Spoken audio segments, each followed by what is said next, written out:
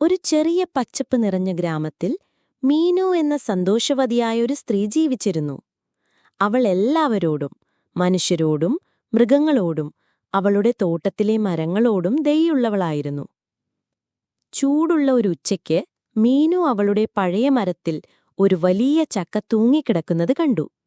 അത് പഴുത്ത സ്വർണ്ണനിറത്തിൽ കാണപ്പെട്ടു. അവൾ വിചാരിച്ചു, ഞാനിത് നാളെ പറിച്ച് മധുരമുള്ള ചക്ക ഹൽവയുണ്ടാക്കും. എന്നാൽ ആ രാത്രി ശക്തമായൊരു കാറ്റിൽ മരം കുലുങ്ങി. ചക്ക വലിയ ശബ്ദത്തോടെ താഴെ വീണു. രാവിലെ മീനു അത് പൊട്ടി നിലത്ത് കിടക്കുന്നത് കണ്ടു.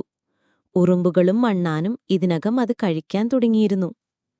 ആദ്യം മീനുവിന് സങ്കടം തോന്നി. പക്ഷെ പിന്നെ അവൾ പുഞ്ചിരിച്ചുകൊണ്ട് പറഞ്ഞു, ഒരു പക്ഷേ മരം അതിന്റെ പഴം കാട്ടിലെ കൂട്ടുകാരുമായി പങ്കുവയ്ക്കാൻ ആഗ്രഹിച്ചിരിക്കാം.